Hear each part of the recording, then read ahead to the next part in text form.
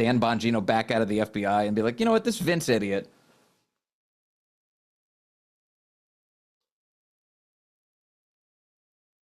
In a few seconds, huh? I Yay? Do you hear me now? Is it better? Is that what's okay? Thank you, chat. Oh my goodness. I was just telling the guys, I was like, you're trying to sabotage me. I'm pretty sure the whole point of this is one giant sabotage effort. It is great to be here with you on a Friday. This is Vince. I know it's early for bourbon. I didn't know what to do. We had the sound issues, and I was like, you know what? That's it. I'm just pouring the glass. It is great to have you with us today. It is so great, as always. It is a big news day. And the President of the United States, as we speak, if you're watching live, rumble.com/Vince, he's en route to Alaska, a great American state, where he's hosting a big summit with Vladimir Putin. We'll get into some of the details of what to expect out of that in just a moment. The president has given us a lot of hints this week as to how this thing is going to go. I'll share those with you. Also, we're going to take a closer look at DC crime. I love what the Trump administration is doing. They're cleaning it all up, doing a very, very good job at that. And I've got a big update for you on Russiagate.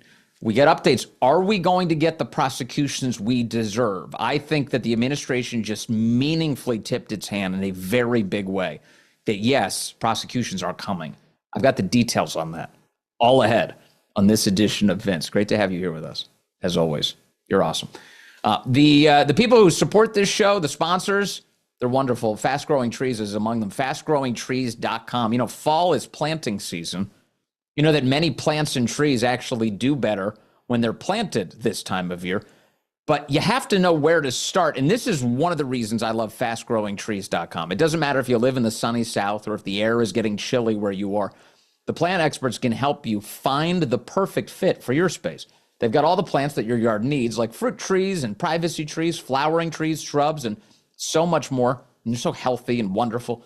You can order them online, get your plants delivered directly to your door in just a few days without ever leaving home. I've been bragging all year about my redbud tree that I got from FastGrowingTrees.com, and it was so nicely packed. It was packed up in this cardboard arrangement where it perfectly held the tree, and the tree even arrived right in front of my garage. And when I opened it up, it was in perfect shape, and it was in full bloom inside of the box, which was really exciting. So I planted that bad boy right away, and it is flourishing in my yard. You'll love FastGrowingTrees.com. They're awesome. This fall, they've got the best deals for your yard, up to half off on select plants and other deals. And listeners and viewers of this program get 15% off their first purchase when using the code VINCE at checkout. That's 15% off FastGrowingTrees.com. Use the code VINCE at checkout. Now's the perfect time to plant. Use VINCE to save today. Offer is valid for a limited time. Terms and conditions may apply.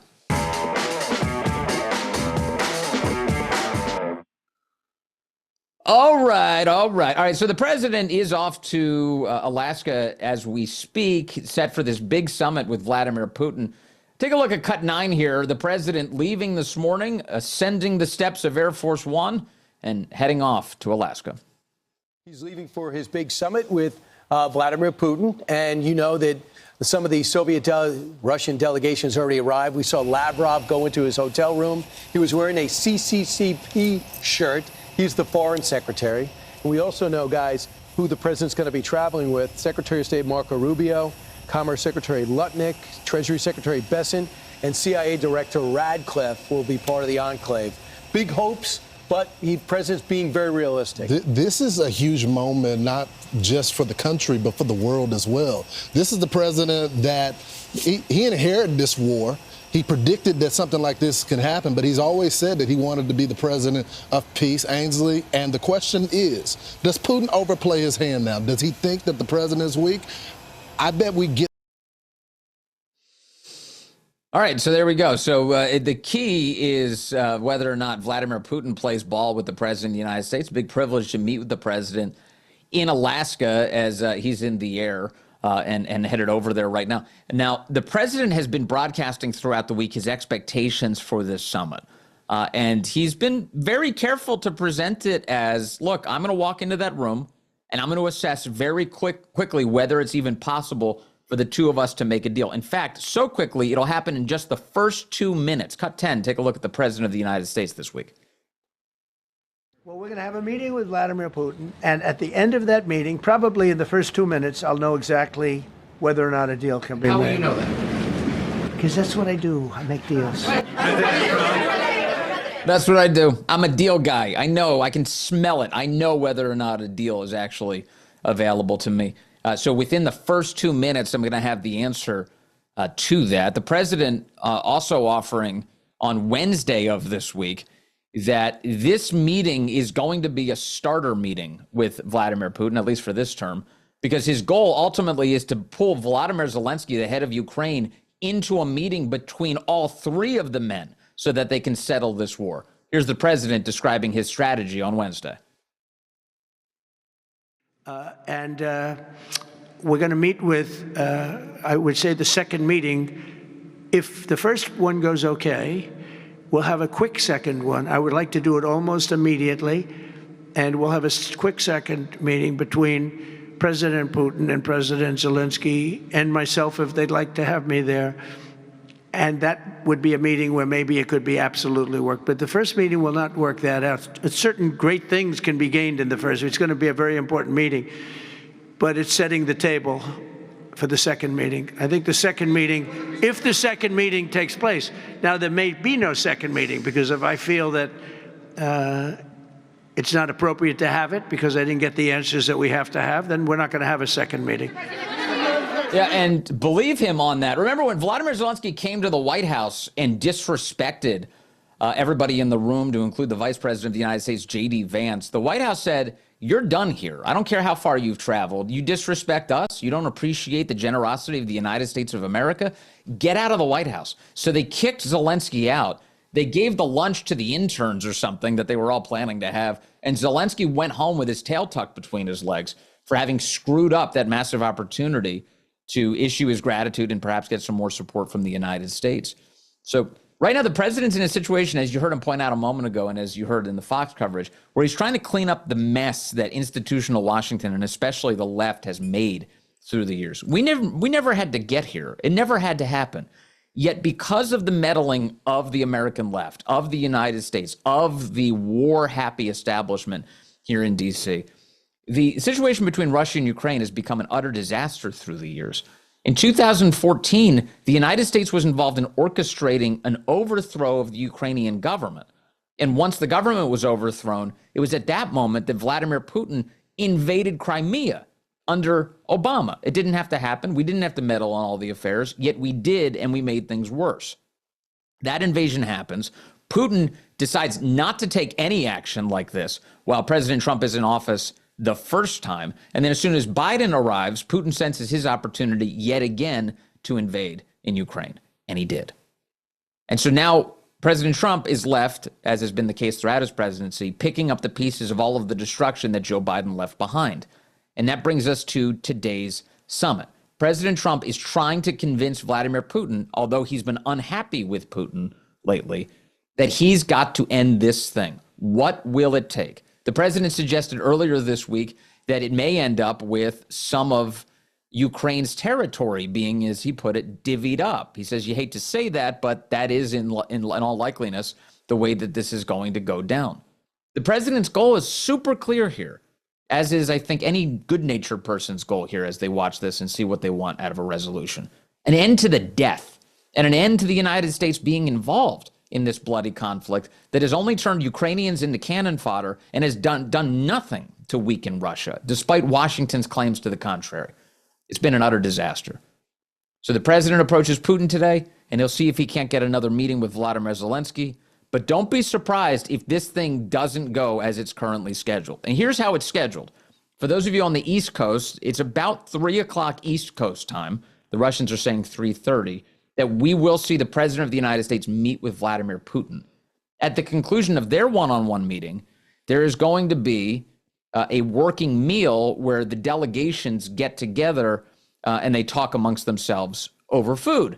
And after that, the way it's supposed to go today is we'll get a bilateral press conference involving both President Trump and Vladimir Putin. Now, normally they call these things 2+2s, meaning you get two questions from reporters from both countries to the world leaders that are in front of you. We'll see. Everything about President Trump is unconventional, but just to give you a sense of what might happen later today. That's usually the order of events. But if President Trump isn't satisfied, he's walking away. And one more thing here about what to expect ahead of this meeting.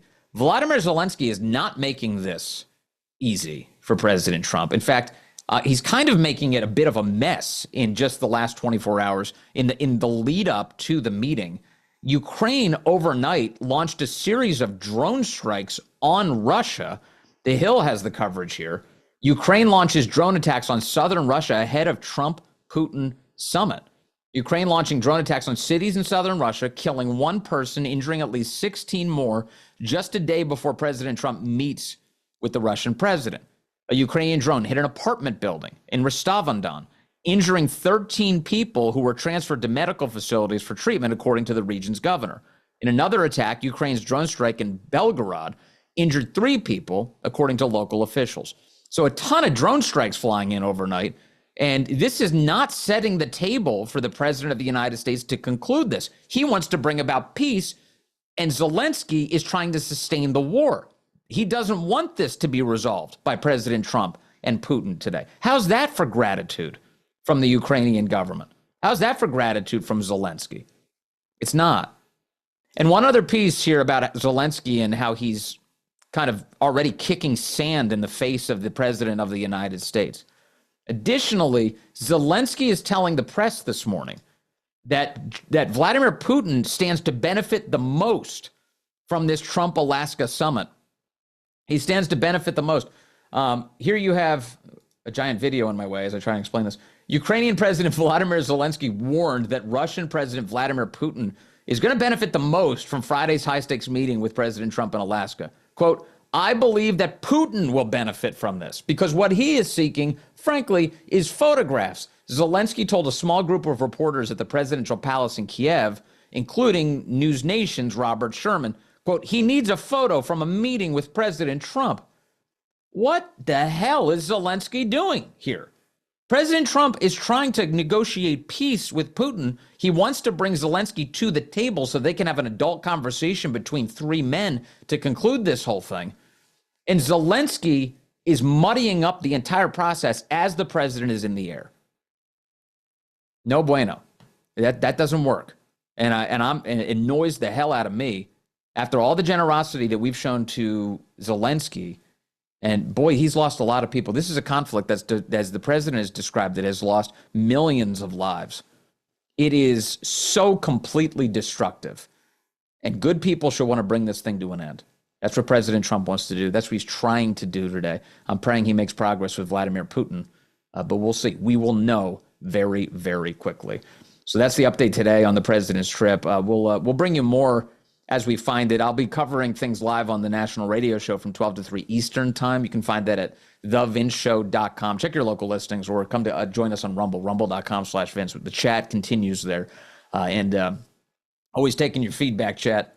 Always appreciate that as we go. All right, so that's what's happening. That's President Trump. That's the big summit with Putin today. We'll keep an eye on it.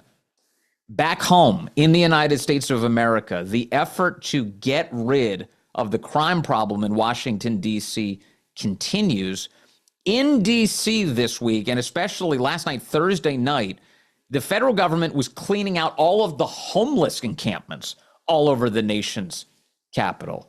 Now, the homelessness all across our country in left-wing cities is out of control. Have you noticed this? Are any of you near or around left-wing cities? The panhandling has become insane. People standing on every street corner begging for money, homelessness all over the place, just signs of total societal collapse everywhere you look. And the president hates this. The president gets inside of his motorcade, he gets taken to an event, and he looks outside of his window, and he sees homelessness all over the place, and he thinks to himself the same thing probably you think, and I definitely think, is our country deserves better than this. Allowing people to rot on the streets is not empathy.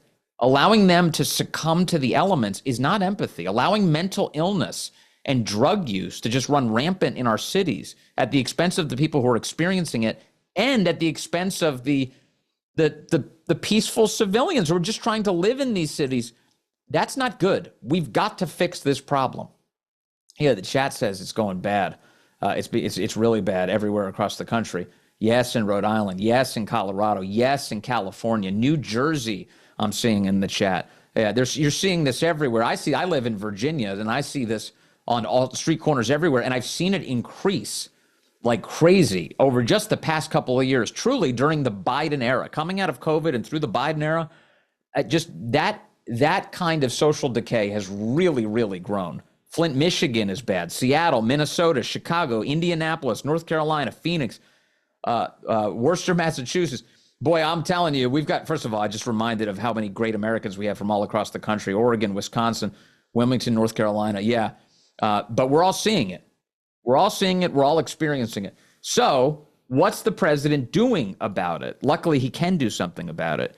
Here we have cut one, D.C., the process of clearing the homeless encampments has begun. They're getting the heavy machinery out, and they're shoving all the garbage away. Take a look at this.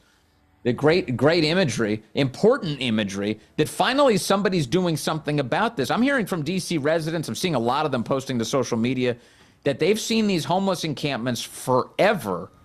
And as a guy who used to commute into the city a lot, I commute really around the perimeter of the city these days, and then I dash in to work at the WMAL studios where we often do this podcast as well as the national radio show. But normally, if you drive through the dead center of the city, if you cross the Memorial Bridge and you go underneath it and head over to East Street and some of the other areas near the White House, what you would often see is just homeless encampments, tents. You would smell it even as you're driving by. It looked crazy, disgraceful. And it's the kind of thing that tourists all across the country are seeing as they're welcomed into Washington, D.C. They're welcomed by this type of sad homelessness. And when people are living on the street,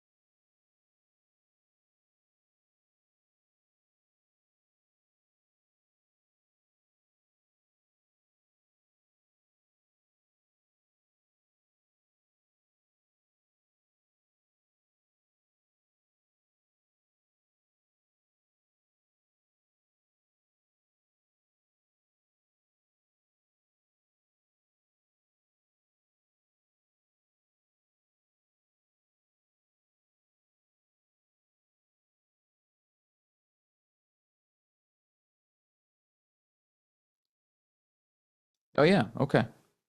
Chat, we back? How do we sound? How do we sound, chat? You hear me yet? People are telling me. Yes, I'm back. Okay, thank goodness. I know chat keeps seeing me every time. Yeah, I know. People are like, where's the liquor bottle in the background? It's right here on the desk. Every time we have a sound problem, I'm just pouring myself a shot now. I'm just like, you know what? I'm going to go with that. You like my shot glass, by the way? It's President Trump with a, let me see if I can conceal my face here. There we go. President Trump, fight, fight, fight. There's a bullet lodged in the side of the glass. Pretty cool stuff. It is good to be back. Trust me when I say that the guys in our production booth are as absolutely frustrated as you are, as I am. Yeah, we hate the sound problems. Thank you for sticking through it with us. Appreciate you for that. Okay, fellas, let's get back into it. Where did we leave off? I was talking about homelessness. Did you guys track the homelessness problem? Did you see the video of the president of the United States has ordered everybody to get out of the way, and they're shoving all of the trash out of the street, which is great. Say that again. No sound again? Are we serious right now?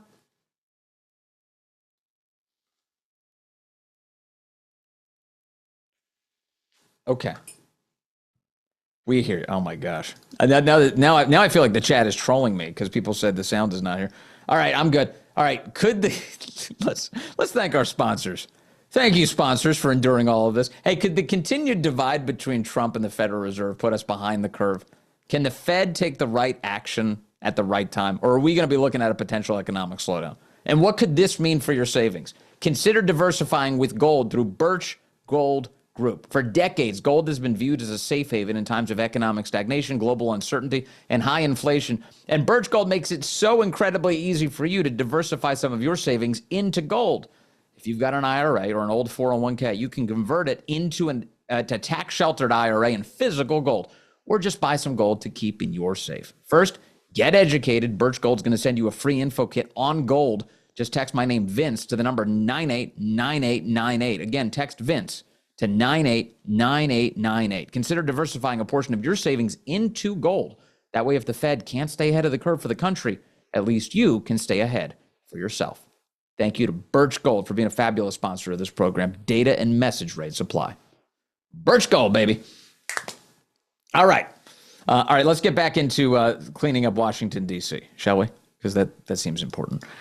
So the president's shoving the homeless encampments out of the way, which is great news.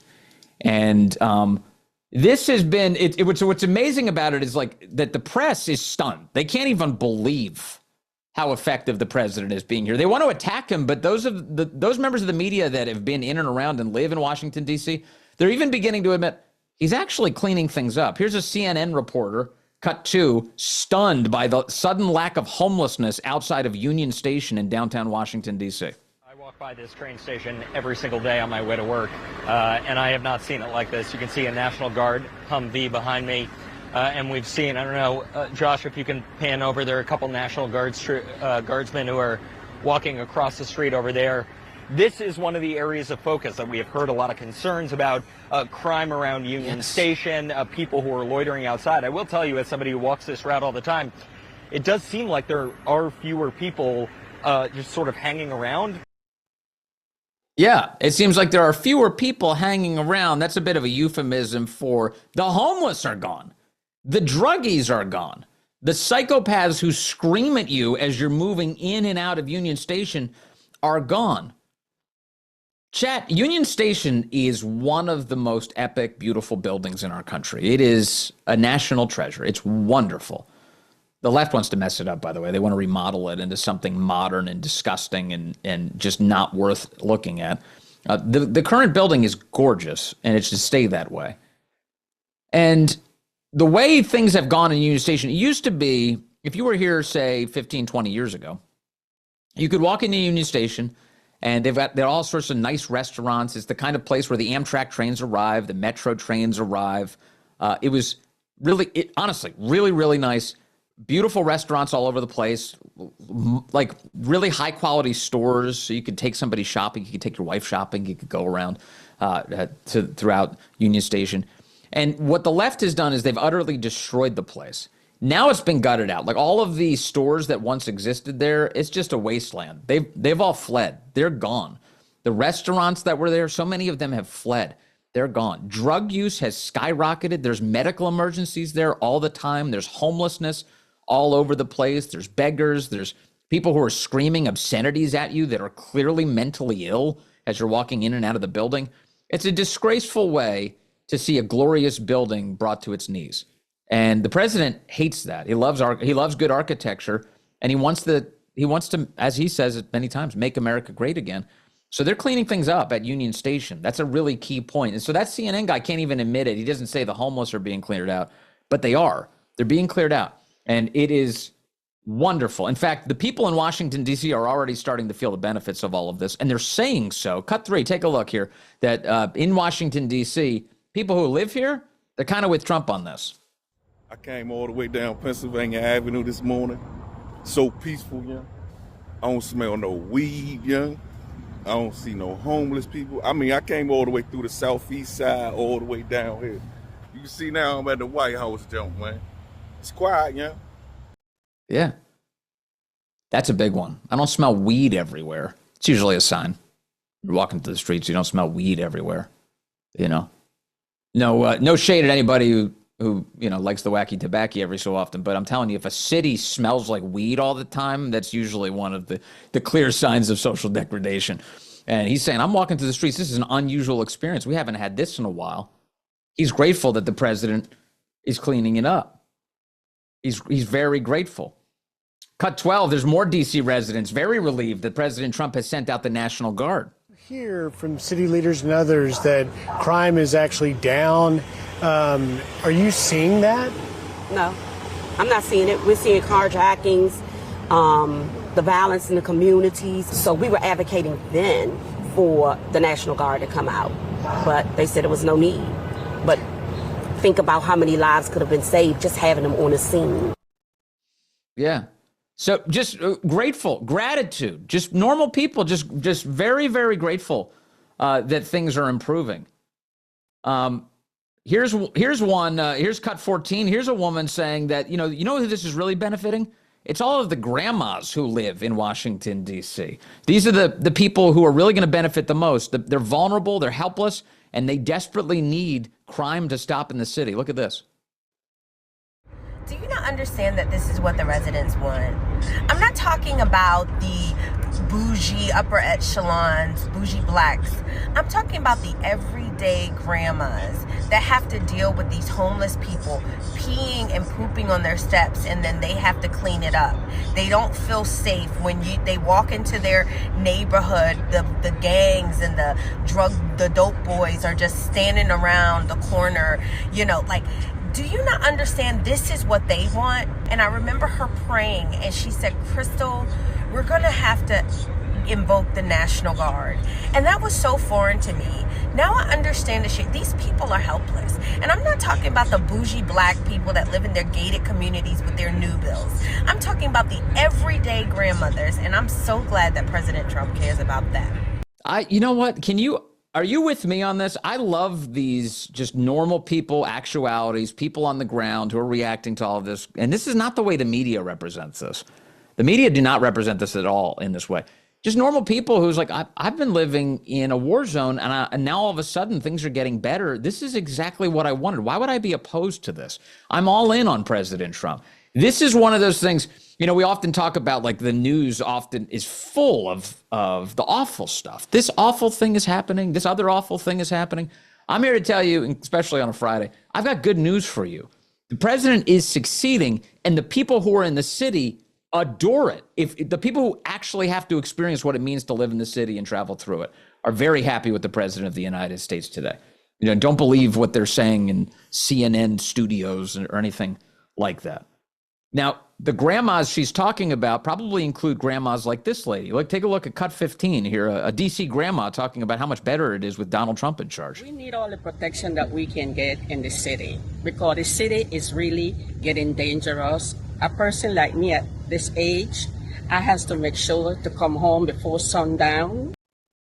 Yeah. I've got it. So she's happy that President Trump is doing something about this. It shouldn't be in the United States of America. You shouldn't have to be home before the lights are on. Like that, if you're a kid, you should get home to your parents, get off the street. But as an adult American, you should feel safe being able to go outside of your home at night. And she doesn't, or at least she didn't. Not until President Trump got involved. There are, on the street, people are noticing the law enforcement presence has really exploded. Cut 13, here's one guy talking about how he's at one of these metro stations. It's the DC subway system. And he noticed that, holy cow, there are cops everywhere. Look at this. Bro, they deep as shit at Anacostia, Slim. They locking everybody up, bro. You ain't pay for that metro, Slim. You was done. Police officer everywhere, Slim. Look, they not fucking planning this jump, bro. The fuck, they locking everybody up, Slim. Oh, bro. I mean, they just pulled their ass over there over, Slim. You done. Yeah. That's true. Now, here's an area that I want to dwell on for a moment. For those of you who have been here for a long time and are like me, a huge fan of Dan Bongino, you heard Dan talk about through the years what they did in New York City with the broken windows policing. Broken windows policing, very simply, was from the Rudy Giuliani, Bill Bratton era. My goodness. And the whole point of it was that you need to prosecute the small crimes. When people do something that is not, it's not murder, it's not grand larceny, it's graffiti, it's breaking a window. When people do that, if you hold people accountable at the lowest levels, you will prevent them from taking things to the highest and most dangerous levels. It's as simple as that. And you establish a culture of consequences and accountability. that makes it really clear to would-be criminals that it's not even good to embark down that road at all, at any level. And so in Washington, D.C., the version of that that we often see is fare jumping. People who jump turnstiles at metro stations and decide they don't want to pay to ride the subway. They jump the turnstile and they take it for free. And then when they get to their other destination, they jump it again. And for years, the way things have operated in D.C. with the left under control is they don't enforce the law. They just let people get away with it. And then they make excuses for it. Oh, maybe they don't have money. Maybe they've fallen on hard times. We have to have some grace. Don't criminalize that. On and on and on and on and on. Well, that's not what's happening right now. President Trump has taken over the D.C. Police Department and has deployed federal law enforcement. And they're seeing people fare jumping. They're catching them. They're charging them. They're hitting them right away. And that's good. That's exactly what we need. And that's what that guy was just spotting inside of that metro station, the Anacostia metro station. And here we have Cut 16, another resident saying, look, all of this, in the end, it's the best thing that's happened to the nation's capital in decades. Do you agree with President Trump federalizing for 30 days to sort of stamp down on crime? What are your thoughts? I agree with it.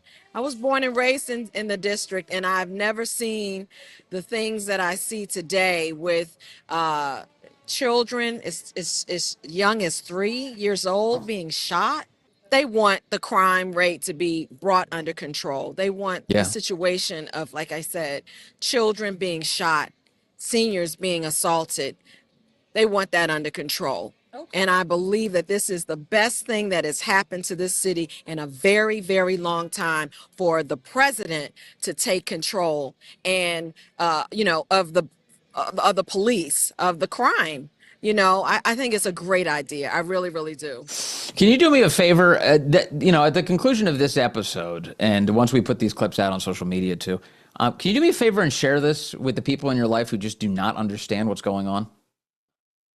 There's a tidal wave of negative coverage against the president. There always is, but right now there's a drumbeat of, oh, Trump is a fascist. He's deploying the military. He's taking over the police department. He's raining hell down upon the nation's capital. It's all just garbage. It's all just complete garbage.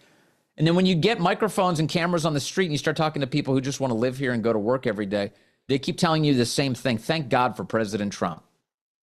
Do me a favor, just help get the message out. I think people need to see these. They really do matter. All right, coming up, I've got a lot more for you. I also want to give you an update on what the United States Department of Justice is doing about the Russiagate villains, the indictments to come. I've got some more details on that. I'm following this closely. I know you are too. So that's why we have to talk about it today. That's ahead on this edition of Vince. After a packed day, there really is nothing better than sinking into a bed that actually helps you recharge. It's a big deal. In fact, it's one of the most essential elements of your health. And this is why I switched to a Helix mattress. And I got to tell you, it's been a total upgrade to my sleep. I love my Helix mattress. Guy, our producer Guy, also has a Helix mattress. He loves his Helix mattress. Our wives love the Helix mattress. Everybody we've encountered with a Helix loves their mattress. It's really good. There's no more tossing and turning, no more waking up sore or groggy. Just deep, that is, comfortable sleep that helps me wake up feeling like myself again. Helix Sleep is an award-winning mattress company that customizes your mattress based on your unique sleep style. So are you a side sleeper? Perfect. Helix can help. Back pain? Helix can help. Run hot at night? Helix has got you covered. They've got options for all of it. All you have to do is go to their website. You just take a quick quiz, and then they match you up with the perfect mattress, and then it's delivered to your door. How much more simple could it get? Seriously, I actually didn't even realize how much better my sleep could be until I tried Helix. Now it's something I do look forward to each night. And here's the best part. Right now, Helix has an exclusive offer for you. 27% off site-wide. That's a good deal. Just go to helixsleep.com/Vince and claim your discount of 27% off. Once again, that's helixsleep.com/Vince. 27% off. It's a great deal. And Blackout Coffee is such a powerful and wonderful and ubiquitous sponsor on this program. You know them. We love them. They're proudly the official coffee of all of us here at Silverlock. And And there really is a reason for that. It's because they're bold, unapologetic, and they're America First coffee, roasted fresh right here in the United States. Not grocery store junk. Blackout Coffee delivers rich, high-quality roasts that actually taste like freedom. Yeah, if you could bottle up freedom and then taste it, you would think, boy, it tastes a lot like Blackout Coffee. Hold up. Yeah, I got the hints of freedom on that. Really good. Now you can set it and forget it with auto refill and recurring delivery. And that means no more running out, no more watered down backups, just your favorite roast delivered fresh on your schedule. Pick your favorite roast, how often you want it delivered, and not only do you get a discount, but you also get double the rewards and free shipping to your doorstep. It's delicious coffee. You'll love it. Here's what to do. Go to blackoutcoffee.com/Vince. Use the code Vince. That's VINCE. And you'll get 20% off your first order. Whether you're into bold, dark roasts, flavored coffee, or even instant, Blackout's got your back. Real coffee, no compromise. Blackoutcoffee.com/Vince. Get yours now. Thank you to Blackout Coffee. Yeah, I love Blackout Coffee too. I really do. And I'm grateful that they're such a great sponsor of this program. The sponsors are what keep the whole thing going. So every time you help the sponsors, you help us out, which is just a massive, great thing. We've got a great thing going. So thank you to Blackout. All right, let's see what we got here. Is the audio really out? Janito says audio is out. I think I'm being trolled now in small part. Let's see. I've got some stuff here that I want to get to. Yeah, the DC stuff is wonderful. I guess some of the final pieces on DC that I should emphasize is they've ended the sanctuary city status of DC, which is great. I love that. Last night, Pam Bondi released a statement saying that there are no more sanctuary policies whatsoever. That's completely done. And that she has made the head of the DEA now the head of the DC Police Department. I want you to see this. This comes to us from Chad Gilmartin over at the Department of Justice. A summary of what she's up to. Pam Bondi has ordered an end to all of the sanctuary policies in Washington, D.C. Pam Bondi's order issues the following 5 directives. Ready? So we'll go through the 5. 1, the head of the DEA is now in charge of the DC Police Department. And so anything the DC Police Department wants to do, they need to get authorization from the head of the DEA. That's great. 2, Pam Bondi has just rescinded an executive order that was issued yesterday by the DC Police Department. The executive order was a little confusing because it seemed like they were ending sanctuary policies, but they were kind of still retaining some of the sanctuary policies. It was a bit of a mixed bag. Like, we'll cooperate a little bit on turning over illegal aliens into federal custody, but not too much. Pam Bondi got rid of all of that. And she said, no, you're ending all of your sanctuary policies. So she did that yesterday as well. Item 3, Pam Bondi has rescinded the Metropolitan Police Department's June 2024 general order limiting inquiries into immigration status. That's another way of saying getting rid of the sanctuary policies. The same is true of point 4. She rescinded another general order that prevents arrests solely for federal immigration warrants. She's saying, no, we can arrest you for a federal immigration warrant. So that's on. They're on like Donkey Kong going after the illegals now. And then point 5. So used to saying the word cut. Point 5 is that the Metropolitan Police Department is now instructed to fully enforce a section of the DC Code which makes it unlawful to crowd or obstruct streets, public or private building entrances, passages through parks, and engaged in unlawful demonstrations after they're told to clear. So she's just saying, we're just going to enforce the law. How hard is that? That's the Attorney General of the United States. And that all comes out yesterday. So that's great news that Pam Bondi here is whipping the DC Police Department into shape. Pam Bondi is exactly who the president placed in charge, and she's doing it now. So that's also fantastic news. Fantastic news. Also, Pam Bondi is threatening to prosecute the leaders of all the other sanctuary cities across the country. Also, some very good news. This is The Guardian overnight. Pam Bondi has threatened prosecution for any leaders who are not complying with immigration officers. She said she's sent all of the sanctuary city leaders letters now, 32 different mayors of 32 different cities and a handful of county executives, warning that she intends to prosecute them if they don't collaborate with the feds on getting illegals out of the country. You better be abiding by our federal policies and with our federal law enforcement, because if you're not, we are going to come after you, she said. Our leaders have to support our law enforcement. She's demanding a response by 19 August. That's 4 days from now. And she wants each of these city leaders to, quote, confirm their commitment with complying with federal law and to identify the immediate initiatives that they're taking to eliminate laws, policies, and practices that impede federal immigration enforcement. So the whip, she's a kraken. I like this. I like this version of Pam Bondi. Very happy with this version of Pam Bondi. I've issued a couple of notes of concern about Pam Bondi. This is not the spot where I'm concerned about her. I'm loving what's going on with immigration enforcement right now, and I'm glad to get this additional update on that. Now, speaking of immigration enforcement, it was a hilarious moment yesterday outside of an event that Gavin Newsom was doing in California. The Trump administration started doing an immigration raid right outside the building. Take a look here. Cut 5. Here's a bunch of immigration law enforcement going after illegals right outside Gavin Newsom's fancy event. Just outside of the downtown LA venue where Governor Gavin Newsom was actually holding a press conference today. And it appears that those Border Patrol agents are making arrests, illegal immigrants that I don't know if they were at this press conference, if they were in the area, but this is a very, as John put it when we first saw this video, a very in-your-face way to let, Democrats know that you are going to do your job, that you're going to carry out these Trump policies. I love it. I love it so much. Meanwhile, Newsom's inside and he's utterly raging. He is just having a horrible time. Take a look here. Cut 7. Here's Gavin Newsom raging that immigration enforcement took place. And you can tell how much Donald Trump lives inside of this guy's greasy head, because he starts complaining that somebody sent him a Trump 2028 hat. Listen to Gavin Newsom. I wasn't exaggerating when I said that I received in the mail a Trump 2028 hat from one of his biggest supporters. These guys are not screwing around. The rules do not apply to him. The most corrupt president in history.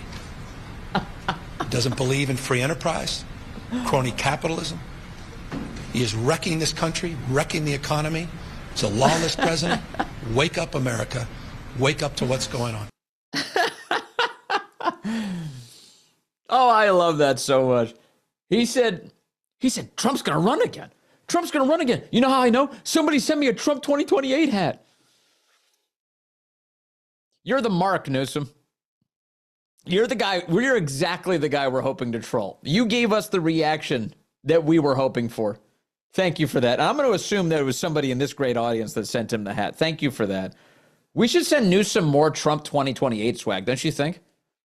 Trump 2028 cakes, Trump 2028 cufflinks, Trump 2028 hats, Trump 2028 T-shirts. Take your pick. We just keep them coming. He's an authoritarian. He's going to run again. Okay. All right. Settle down, son. Greasy Gavin Newsom freaking out yesterday. I'm sorry, Gavin. The jig is up, brother. Your whole illegal alien scheme, the one that you've been making all this money from, he's taking money from the illegal alien lobby. He's trying to protect all this. He thinks Democrats are going to get a lot of power out of this. They've drawn a lot of congressional districts based on these illegal aliens. He's watching all of it disappear. And so in an act of desperation, he says Trump's a despot. Trump's an authoritarian because somebody made a hilarious hat and sent it to him that said Trump 2028. It's great. But you're not going to stop this train, Gavin. In fact, Kristi Noem had a great announcement on television last night. Here she is, cut 17, saying, actually, at this point, 1.6 million illegals have left the United States. I assume that the 1.6 she's referring to are the ones who've left on their own. They can't stand the heat, so they're getting out of the kitchen. 1.6 illegal immigrants that have left this country voluntarily. And I think these numbers just show exactly the genius of Donald J. Trump, the brilliant mind that he has, that when he was elected in November, he knew he had to make America safe again. And he said, Kristi, if you're going to be my Homeland Security Secretary, we're going to follow the law. You're going to do commercials. You're going to tell the world that no longer will we tolerate people being in our country illegally and that they need to go home. Yeah. Nope. You got to go. So that's 1.6 million who did it voluntarily. That doesn't count the many, many thousands that the Trump administration has taken into custody, continues to take in custody, and gets out of this country. And they're in the process, to be clear, of hiring a lot more ICE agents right now. They want to bring in 10,000 more ICE agents, and that's to do a lot more deportations. So that mission, chef's kiss. I'm loving what's happening there. Loving how ticked off the left is about it. And I love that the president just keeps doubling down on fulfilling the very thing he ran on, and that was so popular in all of the polling. Mass deportations. Get the illegals out of the country that were brought in by Biden in the first place. I'll take it. I definitely will. All right, let's dive into Russiagate now. I've got a couple of updates for you on Russiagate that I'm very encouraged by.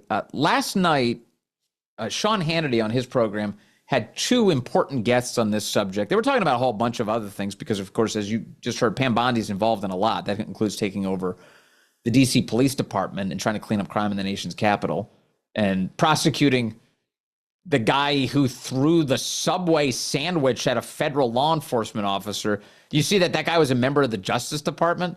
Yeah, so in addition to being charged with a felony, he was fired from his job yesterday, the emotionally incontinent psychopath lefty.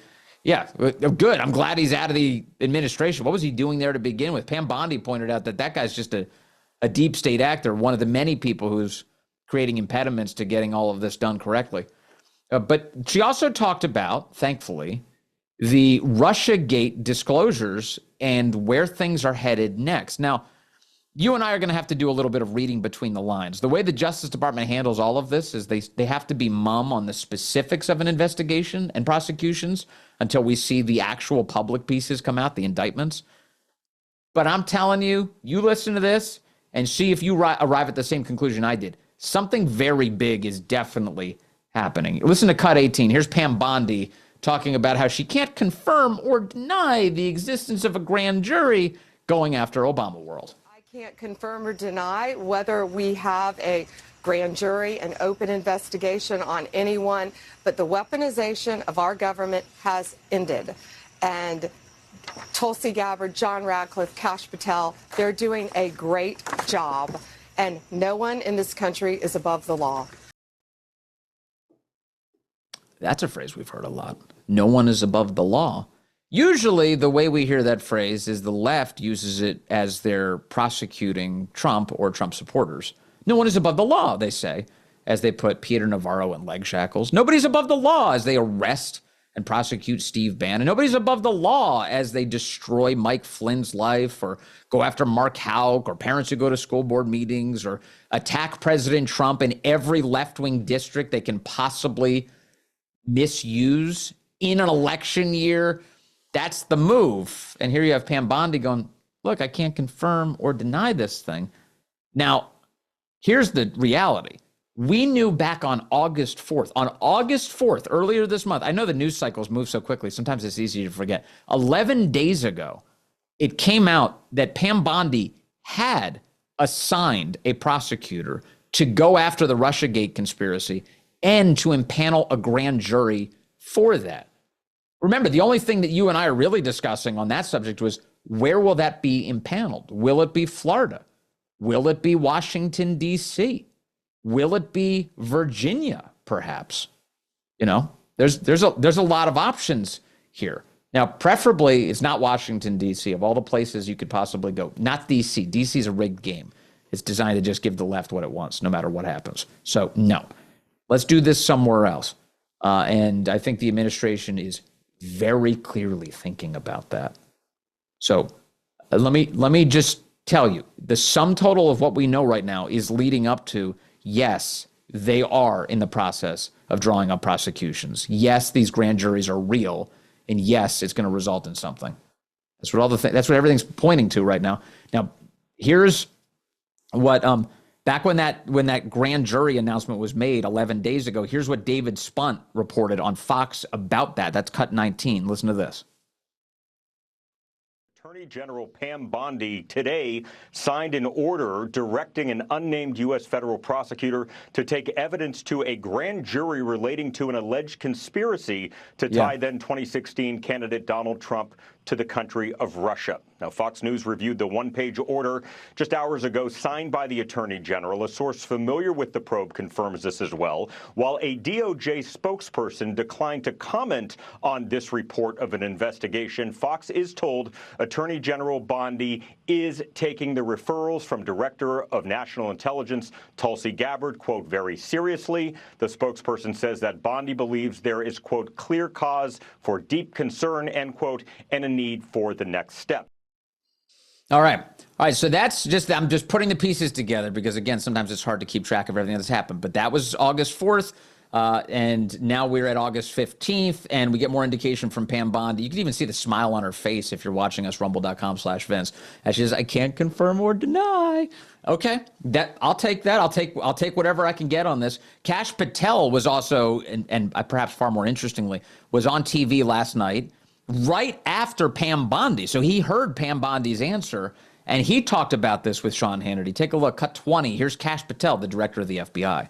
Well, Sean, what we're doing is building a case for the American public under the Truth and Transparency and Accountability Initiative. And what I mean by that is AG Bondi brilliantly highlighted our partners, Director Ratcliffe at the CIA and Director Gabbard over at the DNI. We are working with them because the documents that would facilitate an investigation of this magnitude don't just rest at the FBI and DOJ. They're throughout the intelligence community.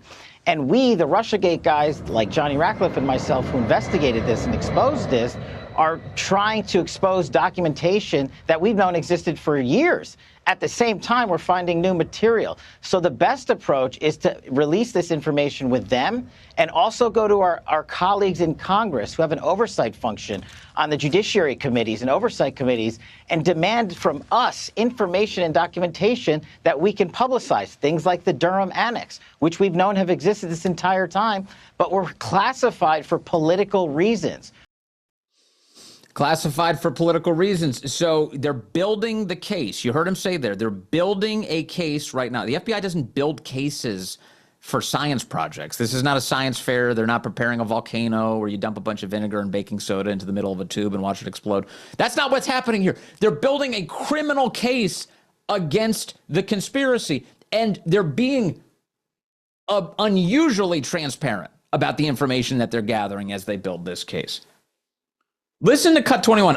Now, what you're about to hear from Kash Patel, he continues here, is he uses some phrasing here to describe what they're going after. He says it's not just the crime. You've heard versions of this before. It's the cover-up.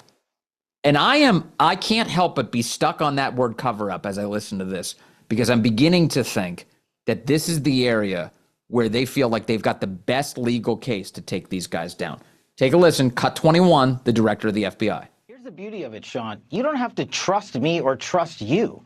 That's all. Everything you recited, the summary you just gave, is years of excavating documents that these deep state actors held and buried and documented their own corruption because they were arrogant enough to think no one would ever find it, that Donald Trump would never become president and appoint a cabinet that would go in and investigate this matter thoroughly. And when you start connecting the dots, here's what I learned, Sean, when I ran the Russiagate investigation. As bad as the crime is, the corruption cover-up from senior government officials who are sworn to uphold their duties and accountability for the American public, they are the ones that violated that trust the most internally and need to be held accountable. I think that you just heard a big tip of the hand from the director of the FBI. At this moment, none of us can know exactly what charges might come from all of this. But he said it's not just the crimes, which of course are awful. It's the cover-ups that are massive here. So when you cover something up, that means trying to compel other people to lie to the public, to fake intelligence against your political enemies and use it as a weapon against them. It's to lie. It's to destroy documents. It's to try and hide evidence of your corruption.